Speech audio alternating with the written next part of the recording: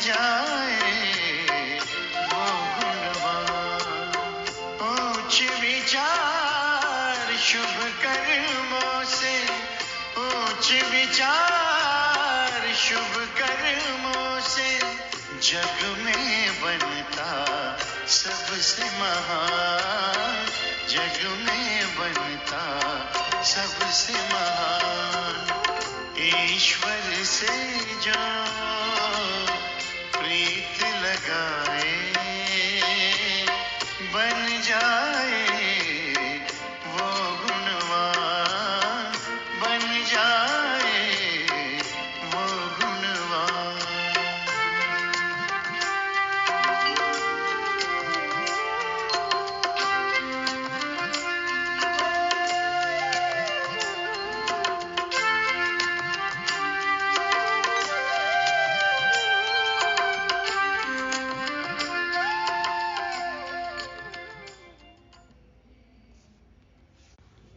ओम शांति। हद बेहद से पार अपने स्वीट होम जाने वाले, संकल्प विकल्पों से मुक्त डबल लाइट साक्षी दृष्टा आत्माओं को गॉडली मॉर्निंग। माया से बचने के लिए क्या करें? माया तंग करती है तो कौन से ख्याल आते हैं? बाबा आकर हमें कौन सा धीरज देते हैं? हम तंदुरुस्त कैसे हो सकते हैं? कौन सा चांस हमें फिर नहीं मिल सकता? और बाबा के पास कौन सा हुनर है? क्या माया बाबा के लिए कोई विघ्न डालती है? और बाबा ब्रह्मा तन में ही क्यों आते हैं? हम पद्मा पदम भाग्यशाली कैसे बन सकते हैं? और संतुष्ट मणियों का क्या कर्तव्य है? इन सभी प्रश्नों को आज विस्तार से समझेंगे 11 फरवरी 2023 की मीठी मुरली में, और मम्मा के भी महावाक्य सुनेंगे। 11 एक और एक मैं और एक मेरा बाबा। तो बाबा के साथ द्वारा माया को हमें परास्त करना है। एक बल एक भरोसा। सुनते हैं आज के परमात्मा महावाक्य। मीठे बच्चे, सदा अपने को राज ऋषि समझकर चलो तो तुम्हारे सब दिन सुख से बीतेंगे, माया के घुटके से बचे रहेंगे। बाबा कहते हैं अपने आप को राज ऋषि समझकर चलो।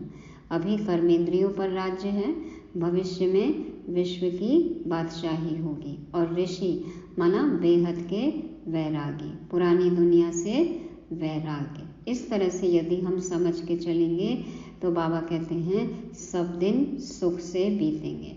माया के जो भी वार आते हैं, माया के घुटके आते हैं, तो बाबा कहते हैं इनसे आप बचे रहेंगे। इसलिए खुद को राजऋषि समझकर चलना है।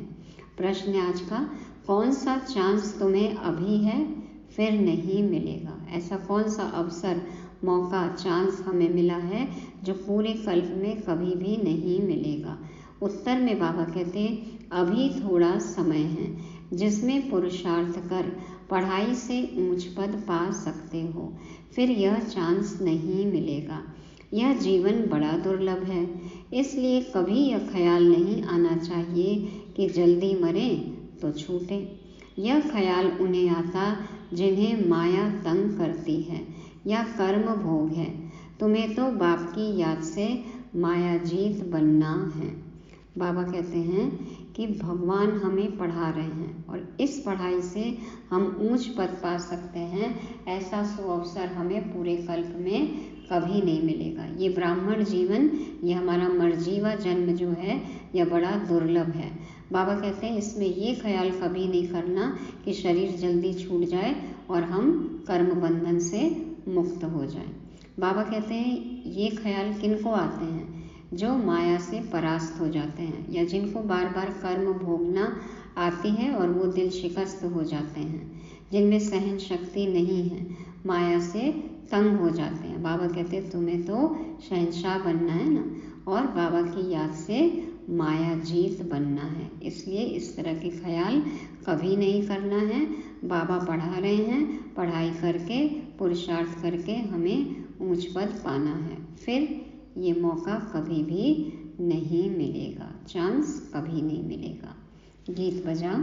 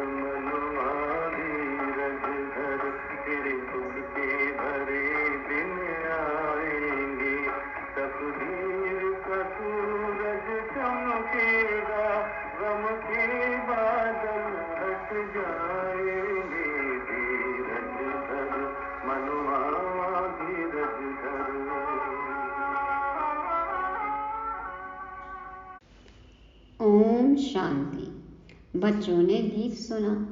किसने कहा और किसने सुना? किसने कहा, किसने सुना?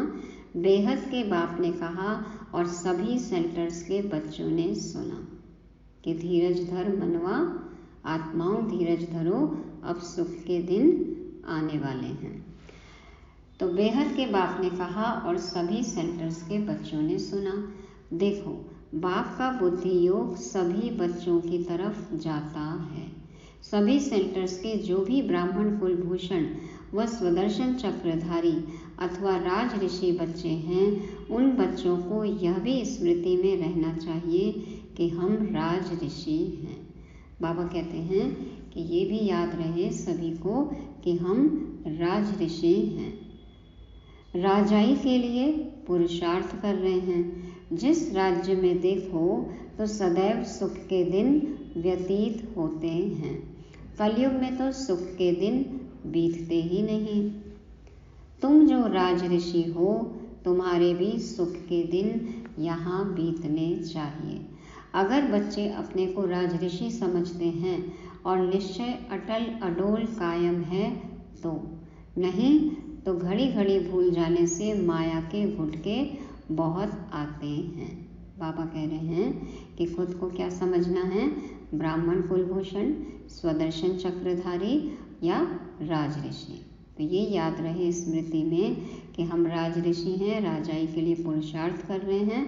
और किस राजाई में जाएंगे? कौन सा राज्य होगा? जहाँ सदैव सुख के दिन होते हैं। कलयुग में तो ऐसे सुख के दिन है ही नहीं। और हम राज ऋषि हैं तो हमारा ये पहला जन्म है ना, तो अभी हमें सुख के दिन अनुभव करने हैं। बाबा कहते हैं ये कौन अनुभव कर सकते हैं? जिनका निश्चय अटल अडोल कायम है कि हम राज ऋषि हैं। नहीं तो भूल गए खुद को, स्वमान को भूल गए तो बाबा कहते हैं माया के घुटके बहुत आते हैं।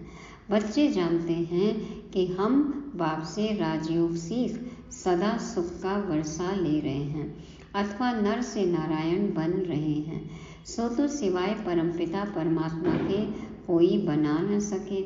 परमपिता परमात्मा जब कहा जाता है तो किसी साकार व आकार की तरफ बुद्धि नहीं जाती। निराकार बाप को ही याद करते हैं। बाप धीरज देते हैं। बच्चे बाकी थोड़े रोज हैं। यह कलयुग नर्क बदल स्वर्ग होगा। हेवन की स्थापना, हेल का विनाश तो गाया हुआ है। भगवान स्वयं बैठ राजयोग सिखाते हैं। कोई भी मनुष्य चाहे हेल का चाहे हेवन का हो, राजयोग सिखला ना सके। बच्चे जानते हैं हम ब्रह्मा मुखवंशावली ब्राह्मण कुलभूषण ही स्वदर्शन चक्रधारी हैं। हम आत्माओं को सृष्टि चक्र की नॉलेज है। देवताएं यह नहीं जानते। स्वदर्शन चक्र श्री कृष्ण को व विष्णु को क्यों दिया है? क्योंकि तुम ब्राह्मण अभी संपूर्ण नहीं बने हो। है तो ये हमारा अलंकार अभी का, लेकिन हम अभी संपूर्ण नहीं बने हैं, इसलिए हमारे संपूर्ण स्वरूप देवताई स्वरूप को ये अलंकार दिखाया गया है। बाबा कहते हैं तुम अभी संपूर्ण नहीं हो, नीचे ऊपर होते रहते हो, माना अवस्था ऊंची नीची होती रहती है। यह स्वदर्शन चक्र निशानी है फाइनल की। आज तुम स्वदर्शन चक्र फिराते हो, कल माया से हार खाकर गिर पड़ते हो तो तुमको अलंकार कैसे दे सकते। स्वदर्शन चक्र तो स्थायी चाहिए, इसलिए विष्णु को दिखाते हैं। जो सदा आत्माभिमानी अवस्था में है, इसलिए विष्णु के हाथ में स्वदर्शन चक्र दिखाते हैं। यह बहुत गुह्य बातें हैं। जहाँ भी विष्णु का मंदिर हो व कोई भी स्वदर्शन चक्रधारी का मंदिर हो, वहाँ जाकर तुम समझा सकते हो। श्री कृष्ण को भी स्वदर्शन चक्र देते हैं। राधे कृष्ण युगल के चित्र में स्वदर्शन चक्र नहीं देते हैं। राधे कृष्ण युगल के चित्र में स्वदर्शन चक्र नहीं देते हैं, क्योंकि वो तो बाल रूप है ना। स्वदर्शन चक्रधारी तो तुम ब्राह्मण कुलभूषण हो, जिनको परमपिता परमात्मा स्वदर्शन चक्रधारी अथवा त्रिकालदर्शी बनाते हैं। वही जब देवता बनते हैं तो उन्हों को त्रिनेत्री, त्रिकालदर्शी, त्रिलोकीनाथ नहीं कह सकते, क्योंकि अभी तो हम स्वर्ग की सीढ़ी ऊपर चढ़ते हैं।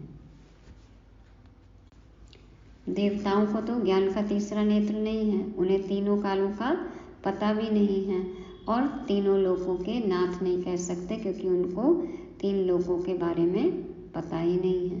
तो बाबा कहते हैं अभी हम स्वर्ग की सीढ़ी ऊपर चढ़ते हैं। सतयुग से तो सीढ़ी नीचे उतरनी होती है, वहाँ यह ज्ञान होता नहीं। वहाँ यह मालूम होता तो तुम राजाई कर न सको, यही चिंता लग जाए। किसी को पहले ही पता हो कि हम गिरने वाले हैं तो फिर वो सुख से रह सकेंगे, चैन से रह सकेंगे? नहीं, चिंता लग जाएगी। तो अब बाप बच्चों को धीरज देते हैं कि घबराओ मत, माया पर जीत पानी है। माया के तूफान आएंगे जरूर, विघ्न पड़ेंगे, इसका इलाज है योग में रहो। माया योग भी तोड़ेगी, परंतु पुरुषार्थ कर योग में रहना है। जो योग में रहेंगे तो उनकी आयु भी बढ़ेगी। जितनी आयु बड़ी होगी उतना अंत तक बाप से योग लगाए वर्षा लेंगे। देखो सब वरिष्ठ भाई बहनों की, दादियों की उम्र कितनी लंबी। तो बाबा कहते हैं योग से आयु बढ़ती है, योग से तंदुरुस्ती को भी ठीक करना है। इसलिए बाप कहते हैं योगी भव, क्योंकि मन शांत होता है, मन शांत तो फिर तन भी दुरुस्त हो जाता है। तो बाबा कहते हैं मेरे को निरंतर याद करो। जितना पुरुषार्थ करेंगे उतना स्वर्ग में प्रारब्ध पाएंगे। तो बाप कहते हैं बच्चे योग में रहो तो तुम्हारे विकर्म विनाश होंगे। बाकी थोड़ा समय है। तुम ऐसे नहीं कहेंगे कि विनाश जल्दी हो तो हम स्वर्ग में जाएं, क्योंकि यह जीवन बड़ी दुर्लभ है। बाबा कहते हैं ये नहीं सोचना कि विनाश जल्दी हो और हम स्वर्ग में जाएं, क्योंकि ये जीवन तो बहुत दुर्लभ है ना। ब्राह्मण हर कोई बन सकते हैं, ऐसे नहीं कि अभी शरीर छोड़ फिर नया शरीर लेकर पढ़ाई पढ़ सकेंगे। ये तो नहीं पता है ना। समय तो लगेगा बड़े होने में, समझने में ज्ञान को, तो उतना समय तो वेस्ट हो गया। बाल अवस्था में ही होगा तो विनाश आरंभ हो जाएगा। अभी तुरंत यहाँ शरीर छोड़ दिए, मान लो अपने कर्म भोग से परेशान भी हैं, शरीर छोड़ दें और फिर बच्चा बन जाए और उस बीच में विनाश हो जाए, तब तो सारा पुरुषार्थ रह जाएगा ना। तो बाबा कहते हैं विनाश आरंभ हो जाएगा। बालिग भी नहीं बन सकेगा, क्योंकि इसमें छोटे बड़े सबका विनाश होने वाला है।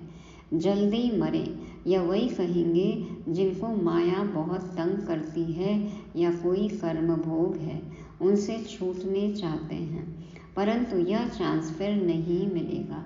इसलिए पुरुषार्थ में जुट जाओ।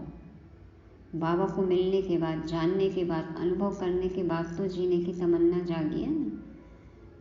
तभी तो बाबा के साथ जीना है, रहना है, ये ज्ञान लेना है, पढ़ाई पढ़नी है, ऊंच पद पाना है, पुरुषार्थ करना है ना, ऊंच पद पाना है। तो बाबा कहते हैं ये चांस फिर नहीं मिलेगा, इसलिए पुरुषार्थ में जुट जाओ। बाकी तो जब समय आएगा तो न चाहते भी सबको जाना पड़ेगा, क्योंकि बाप सबको रूहानी यात्रा पर ले जाएगा। ऐसे नहीं सिर्फ 10-20 लाख को ले जाएगा, जैसे कुंभ के मेले पर 10-15 लाख जाते हैं, ऐसे नहीं। यह तो आत्मा परमात्मा का मेला है। बाप स्वयं पंडा बनकर लेने आए हैं। इनके पिछाड़ी तो अनगिनत आत्माएं जाएंगी, परंतु ऐसे भी नहीं सब जल्दी जाएंगे। प्रलय हो तो फिर यह भारत खंड ही न रहे, परंतु यह भारत अविनाशी खंड है। भारत का तो कभी विनाश नहीं होता ना। बाबा कहते हैं यहाँ बहुत रह जाते हैं। फिर सतयुग में एक ही सूर्यवंशी राजधानी स्थापन होगी। कलयुग विनाश हो, सतयुग स्थापन होने में बीच का थोड़ा सा यह टाइम मिलता है। इसमें थोड़े रह जाते हैं जो नए सिर अपनी राजधानी बनाते हैं। बाकी पुरुषार्थ का यही थोड़ा समय है। इसको कल्याणकारी युग कहा जाता है। संगम युग कल्याणकारी युग है। दूसरे संगम को कल्याणकारी नहीं कहेंगे क्योंकि नीचे उतरते जाते हैं। माना कलयुग सतयुग का जो संगम है ये कल्याणकारी है।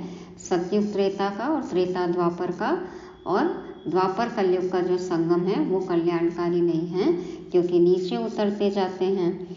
अब संपूर्ण सुख से संपूर्ण दुख में आ गए हैं।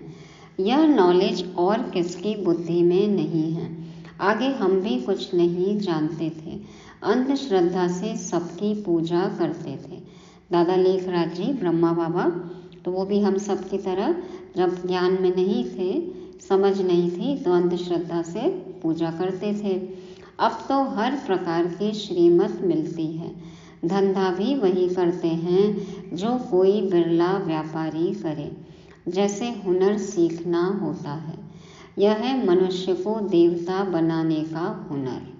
तो बाबा में ये हुनर है और बाबा ये हुनर हम बच्चों को सिखा रहे हैं, तो इस पर ध्यान देना है। बाप रोज अमृत वेले आकर पढ़ाते हैं तो उस समय बाप के सामने सब सेंटर्स के बच्चे हैं। बाप कहते हैं मैं तुम सभी बच्चों को याद करता हूँ, इसमें माया मुझे कोई विघ्न नहीं डालती है। जब बाबा याद करते हैं तो बाबा को कोई विघ्न नहीं पड़ता है। तुम बच्चे मुझे घड़ी घड़ी भूल जाते हो, माया तुमको विघ्न डालती है, क्योंकि हम माया के साथ 63 जन्मों से रह रहे हैं, तो माया हमें छोड़ना नहीं चाहती। तो माया अलग अलग रूपों में आती है, विघ्न डालती है। कोई लिखते हैं बाबा हम बच्चों को न भुलाना, परंतु मैं तो कभी नहीं भूलता। हम कहें बाबा को कि हमें मत भूलिएगा, तो बाबा तो हमें कभी नहीं भूलते हैं। मुझे तो सबको वापस ले जाना है। मैं रोज याद प्यार देता हूँ, बच्चों को खजाना भेज देता हूँ। मुरली है ना, खजाना, ज्ञान का खजाना। देखो कैसे याद प्यार आती है बाबा की। बाबा नमस्ते करते हैं हमें। तो सबको ललकार करता रहता हूँ कि बाप की श्रीमत पर बेहद का वर्षा लेने का पुरुषार्थ करो। ये चैलेंज है, बाबा की ललकार है, पुकार है। क्या कहते हैं बाबा कि श्रीमत पर चलकर बेहद का वर्षा लेने का पुरुषार्थ करो। इसमें गफलत व बहाना मत करो। आलस भी नहीं करना है, कोई बहाना भी नहीं देना है। कहते हैं कर्म बंधन है, यह तो तुम्हारा है, बाप क्या करे। अब सबके कर्म बंधन अपने हैं, अपना अपना भोग तो भोगना ही पड़ेगा ना। बाबा क्या कर सकते हैं। ब्रह्मा बाबा ने कहा कि बाबा आप मेरी खांसी मिटा दो, आपको मुरली में तकलीफ होती है। बाबा कहे मैं तो अपना काम कैसे भी कर लूँगा, ये खांसी जो है ये तुम्हारा कर्म भोग है, तो फिर तुम्हें चुप तो करना है। तो बाबा कहते हैं इसमें बाप क्या करें। बाप कहते हैं योग में रहो तो कर्म बंधन कटता जाएगा। बाबा तो युक्ति बता देते हैं, तुमसे विकर्म नहीं होंगे, आधा कल्प तुम विकर्मों से छूट जाएंगे। जब हम योग में रहेंगे तो विकर्मों से छूट जाएंगे। फिर ऊंच पद पाने के लिए सर्विस भी करनी है। मम्मा बाबा कैसे अच्छी रीति समझाते हैं। कोई बच्चे भी अच्छी सर्विस करते हैं। तुमसे कोई पूछे तुम्हारी एम ऑब्जेक्ट क्या है, तो यह कार्ड हाथ में दे दो। जैसे विजिटिंग कार्ड होता है ना, वैसे बाबा कहते हैं बाप के परिचय का, ब्रह्मा कुमारी के नॉलेज का, सेंटर्स का, एड्रेस का, कोई भी ये कार्ड जो है वो हाथ में दे दो। उससे सब समझ जाएंगे कि यह किस धंधे में लगे हुए हैं। यह तो बड़े व्यापारी हैं, हर एक की रग देखनी है। सबसे अच्छा है चक्र पर समझाना। आजकल तो कितने तरह के कार्ड बन गए ना, पैम्पलेट, लीफलेट्स बन गए हैं। तो बाबा कहते हैं सबसे अच्छा है चक्र पर समझाना। कैसा भी आदमी हो, चक्र को देख समझ जाएंगे कि बरोबर यह कलयुग है, अब सतयुग आने वाला है। क्रिश्चियन को भी समझा सकते हो, यह हेल है, अब हेवन स्थापन होने वाला है। वह तो जरूर हेवनली गॉडफादर ही करेगा, परंतु मनुष्यों की बुद्धि ऐसी हो गई है जो अपने को नरकवासी भी नहीं समझते हैं। कहते भी हैं फलाना स्वर्गवासी हुआ, तो समझना चाहिए जरूर हम नरक में हैं। अभी कलयुग है, पुनर्जन्म भी जरूर कलयुग में ही लेंगे। स्वर्ग है कहाँ? बाबा तो कहते हैं शमशान में जाकर समझाओ, परंतु बच्चे झट थक जाते हैं। समझाना चाहिए अभी तो कलयुग है, अगर स्वर्ग में पुनर्जन्म लेने चाहते हो तो आकर समझो। हम भी पुरुषार्थ कर रहे हैं, जो फिर नर्क रहेगा ही नहीं। स्वर्ग में चलना है, बाबा पूछते स्वर्ग में चलना है, वहाँ विष नहीं मिलेगा, उसको यहाँ ही छोड़ना पड़ेगा। कैसे कैसे छोड़ना है बाबा? यह युक्तियाँ बाबा बताते हैं। स्वर्ग में जाना है तो विष छोड़ना पड़ेगा, लेकिन कैसे छोड़ना है उसकी युक्तियाँ बाबा बताते हैं। बाबा अब एक नया पॉइंट बताते हैं। नेपाल में विजय अष्टमी के दिन छोटे बड़े सब शिकार करते हैं। तुमको भी सबको समझाना है। घर घर में शिव का और लक्ष्मी नारायण का चित्र जरूर रखना है। नौकरों को, मिस्त्रियों को भी समझाना है कि मौत सामने खड़ा है। बाप को याद करो तो वर्षा मिल जाएगा। बाप सभी की मनोकामना स्वर्ग के लिए पूरी करते हैं। योग लगाने से बाप साक्षात्कार भी करा सकते हैं। बाप है ही कल्याणकारी, तो बच्चों को भी ऐसा कल्याणकारी बनना है। गरीब ही अपना कल्याण करते हैं। कौन बाबा का कहना मानते हैं? बाबा कहते हैं गरीब ही अपना कल्याण करते हैं, साहूकार मुश्किल ही करते हैं। वो तो अपने ही धंधे दूरी में, धन में, उसको फिर इन्वेस्ट करने में, संभालने में, बचाने में बिजी रहते हैं। सन्यासी भी जो नामी ग्रामी हैं वह अंत में आएंगे। तो अब तो सब धर्मों के जो धर्म गुरु हैं, दिग्गज हैं, विद्वान पंडित हैं, सब आ ही रहे हैं। तो बाबा कहते हैं अब बहुत करके गरीब साधारण ही ज्ञान लेते हैं। फिर भी जो गरीब बच्चे हैं, जो मन बुद्धि से सरेंडर हो जाते हैं, अपना तन मन धन सफल करते हैं, साधारण हैं, बाबा कहते हैं वो ही ज़्यादा ज्ञान लेंगे। बाप भी साधारण तन में आता है, गरीब में नहीं। क्यों? बाबा ने ब्रह्मा बाबा को क्यों चुना? बाबा कहते अगर यह भी गरीब होता तो कुछ कर नहीं सकता। बिना पैसे के भी सेवा हो सकती है, बिना धन के। ब्रह्मा बाबा दादा लेखराज जी पेशे से जौहरी थे, जवाहरात का धंधा था, हीरो के व्यापारी, इसलिए बाबा ने उनको चुना। तभी अपना सब कुछ उन्होंने समर्पित किया।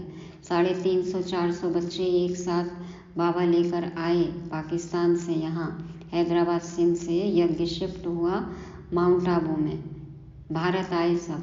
तो फिर 14 साल तक बाबा ने सबको पालना दी, है ना, तन मन धन बाबा ने अपना न्यौछावर कर दिया। फिर धीरे धीरे सेवा बढ़ी और बच्चे बढ़े, तब यज्ञ में विस्तार आया ना। लेकिन एक बार शुरुआत तो ब्रह्मा बाबा के धन से ही हुई ना। तो बाबा कहते हैं अगर यह भी गरीब होता तो कुछ कर नहीं सकता, गरीब इतनों की संभाल कैसे करते। तो युक्ति देखो कैसी रखी है, साधारण ही हो जो बलि भी चढ़े और इतने सबकी परवरिश भी होती रहे। तो ये गॉड का प्लान है। हाँ, गॉड की प्लानिंग कभी फेल नहीं हो सकती। कितना बाबा ने एक्यूरेट सब चीज़ मैनेज किया। तो बाबा कहते हैं साधारण ही हो, बहुत साहूकार भी नहीं तो अपने ही धंधे धोरी में फंसे रहते, बहुत गरीब भी नहीं कि फिर पालना ही नहीं कर सके, तो साधारण ही हो जो बलि भी चढ़े और इतने सबकी परवरिश भी होती रहे। इनके साथ साथ और भी बहुत बलि चढ़कर वारिस बन गए और भी पूरे के पूरे परिवार समर्पित हुए तन मन धन से, तभी तो फिर यज्ञ की शुरुआत हुई और फिर आज हम यज्ञ का इतना विस्तार देख रहे हैं। तो बाबा के साथ कई युगलों को, कई परिवारों को ये ज्ञान समझ में आया और यज्ञ में सब अपना उन्होंने सफल किया और बलि चढ़ गए, माना संपूर्ण समर्पण करके वारिस बन गए। बाबा कहते हैं ना वारिस क्वालिटी की आत्मा है, तो सब वारिस बन गए। अच्छा, मीठे मीठे सिके लदे बच्चों प्रति माता पिता बाप दादा का याद प्यार और गुड मॉर्निंग। रूहानी बाप के रूहानी बच्चों को नमस्ते। हम रूहानी बच्चों की रूहानी बाप दादा को याद प्यार गुड मॉर्निंग और नमस्ते। शुक्रिया बाबा, शुक्रिया। धारणा के लिए मुख्य सार। पहला पॉइंट, बाप ने जो मनुष्य को देवता बनाने का हुनर सिखाया है उसमें ही लगना है। दूसरा, श्रीमत पर चलने में गफलत व बहाना नहीं करना है। कर्म बंधनों से छूटने के लिए याद में रहना है। वरदान है, श्रेष्ठ कर्मधारी बन ऊंची तकदीर बनाने वाले पद्मापदम भाग्यशाली भव। श्रेष्ठ कर्मधारी बन ऊंच तकदीर बनाने वाले पद्मापदम भाग्यशाली भव। बाप दादा समझाते हैं, जिसके जितने श्रेष्ठ कर्म हैं उसकी तकदीर की लकीर उतनी लंबी और स्पष्ट है। जैसे कर्म होंगे वैसे ही तकदीर बनेगी ना। तो श्रेष्ठ कर्म है तो तकदीर की लकीर भी उतनी लंबी और स्पष्ट है। तकदीर बनाने का साधन है ही श्रेष्ठ कर्म। तो श्रेष्ठ कर्मधारी बनो और पद्मापदम भाग्यशाली की तकदीर प्राप्त करो। लेकिन श्रेष्ठ कर्म का आधार है श्रेष्ठ स्मृति। श्रेष्ठ कर्म करके हमें भाग्यशाली तो बनना है, पद्मापदम भाग्यशाली बनना है, लेकिन श्रेष्ठ कर्म का आधार क्या है? बाबा ने बताया श्रेष्ठ स्मृति। कौन सी स्मृति है श्रेष्ठ? श्रेष्ठ से श्रेष्ठ बाप की स्मृति में रहने से ही श्रेष्ठ कर्म होंगे। बाबा की याद में रहेंगे तो हमारे कर्म श्रेष्ठ ही होंगे। इसलिए जितना चाहो उतना लंबी भाग्य की लकीर खींच लो। इस एक जन्म में अनेक जन्मों की तकदीर बन सकती है। भगवान उवाच ये है कि इस एक जन्म में अनेक जन्मों की तकदीर बन सकती है। तो बाबा ने हमें विधि बता दी, विधान सिखा दिया तकदीर बनाने का। अब उस अनुसार कर्म करके हमें अपनी तकदीर जन्मों जन्मों की बनानी है। स्लोगन है, अपने संतुष्टता की पर्सनालिटी द्वारा अनेकों को संतुष्ट करना ही संतुष्ट मणि बनना है। अपने संतुष्टता की पर्सनालिटी द्वारा अनेकों को संतुष्ट करना ही संतुष्ट मणि बनना है। तो खुद भी संतुष्ट रहना है और औरों को भी संतुष्ट करना है, बनाना है। ऐसा संतुष्ट मणि हमें बनना है। अब है मातेश्वरी जी के अनमोल महावाक्य। पहला पॉइंट है, यह जो मनुष्य गीत गाते हैं ओ गीता के भगवान, अपना वचन निभाने आ जाओ।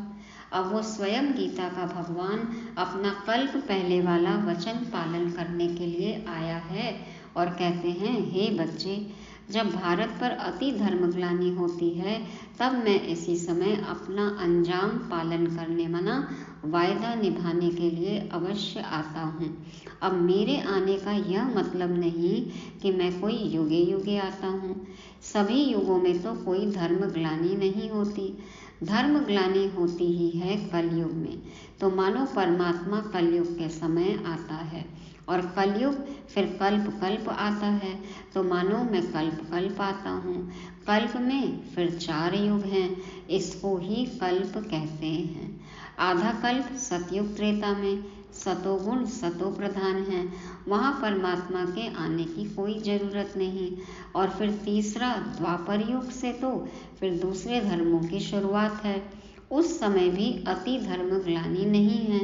इससे सिद्ध है कि परमात्मा तीनों युगों में तो आता ही नहीं है। बाकी रहा कलयुग, उसके अंत में अति धर्म ग्लानि होती है। उसी समय परमात्मा आए, अधर्म विनाश कर सत धर्म की स्थापना करता है। अगर द्वापर में आया हुआ होता तो फिर द्वापर के बाद तो अब सतयुग होना चाहिए, फिर कलयुग क्यों? ऐसे तो नहीं कहेंगे परमात्मा ने घोर कलयुग की स्थापना की। अब यह तो बात नहीं हो सकती, इसलिए परमात्मा कहते हैं मैं एक हूँ और एक ही बार आकर अधर्म का, कलयुग का विनाश कर सतयुग की स्थापना करता हूँ। तो मेरे आने का समय संगम युग है। कितने अच्छे से पॉइंट क्लियर किया मम्मा ने कि बाबा के आने का समय, परमात्मा के आने का समय संगम युग है और वो अभी है। दूसरा पॉइंट है, मनुष्य आत्माओं की किस्मत बनाने वाला और किस्मत बिगाड़ने वाला कौन है? हम ऐसे नहीं कहेंगे कि किस्मत बनाने वाला, बिगाड़ने वाला वही परमात्मा है। बाकी यह जरूर है कि किस्मत को बनाने वाला परमात्मा है और किस्मत को बिगाड़ने वाला खुद मनुष्य है। अब यह किस्मत बने कैसे और फिर गिरे कैसे, इस पर समझाया जाता है। मनुष्य जब अपने को जानते हैं और पवित्र बनते हैं तो फिर से वो बिगड़ी हुई तकदीर को बना लेते हैं। अब जब हम बिगड़ी हुई तकदीर कहते हैं तो इससे साबित है कोई समय अपनी तकदीर बनी हुई थी जो फिर बिगड़ गई है। अब वही फिर बिगड़ी तकदीर को परमात्मा खुद आकर बनाते हैं। अब कोई कहे परमात्मा खुद तो निराकार है, वो तकदीर को कैसे बनाएगा? इस पर समझाया जाता है निराकार परमात्मा कैसे अपने साकार ब्रह्मातन द्वारा, अविनाशी नॉलेज द्वारा हमारी बिगड़ी हुई तकदीर को बनाते हैं। अब यह नॉलेज देना परमात्मा का काम है। बाकी मनुष्य आत्माएं एक दो की तकदीर को नहीं जगा सकती हैं। तकदीर को जगाने वाला एक ही परमात्मा है, तभी तो उन्हों का यादगार मंदिर कायम है। परमात्मा ने आकर कुछ तो किया है, हमें ज्ञान दिया है, उस अनुसार हमने कर्म किया है, अपनी तकदीर बनाई है।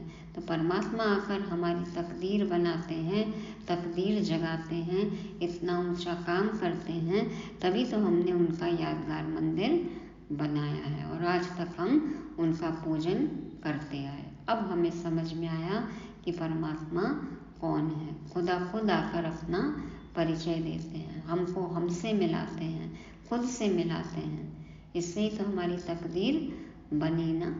तो हमारी तकदीर बनाने का, जगाने का काम एक परमात्मा इस कल्याणकारी संगम युग पर ही करते हैं। अच्छा, ओम शांति। मुरली रिवाइज करने के लिए आज के पॉइंट्स हैं, राज ऋषि। सदा याद रहे कि हम राज ऋषि हैं, तो हमेशा हम दुख से बचे रहेंगे, सुख के दिन अनुभव करेंगे। दुर्लभ जीवन, ये ब्राह्मण जीवन हमारा दुर्लभ है। तीसरा, तंदुरुस्ती, मन को दुरुस्त रखने के लिए ज्ञान मार्ग में चलना है, तन अपने आप दुरुस्त हो जाएगा। चौथा है श्रेष्ठ कर्मधारी और पांचवा है संतुष्ट मणि। ओम शांति।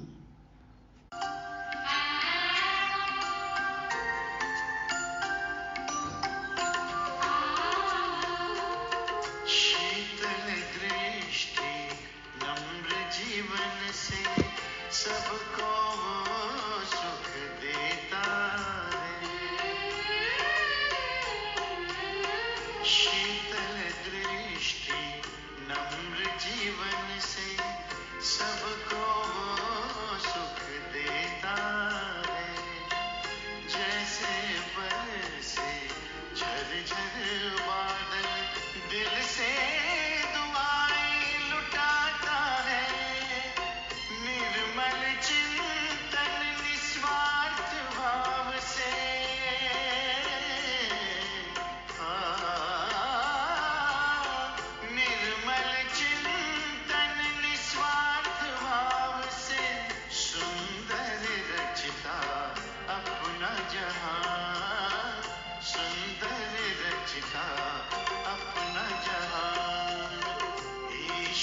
से जो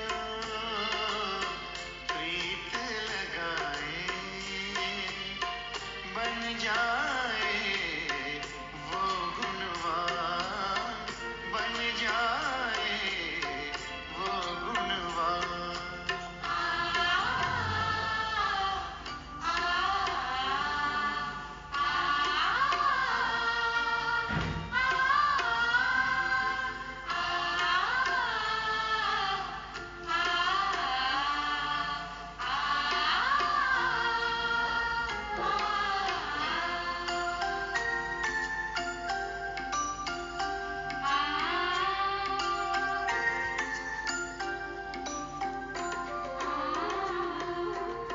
जैसे धार से पत्थर पिघले, कष्टों को सहकर खुद को बदले। जैसे धार से पत्थर पिघले, कष्टों को सहकर खुद को बदले।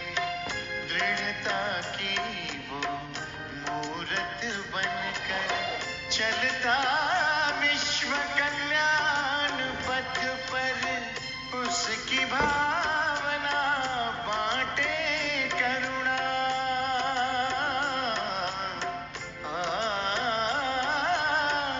उसकी भावना बांटे करुणा।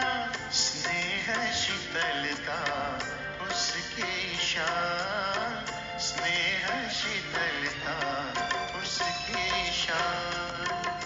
ईश्वर से जो प्रीत लगाए, बन जाए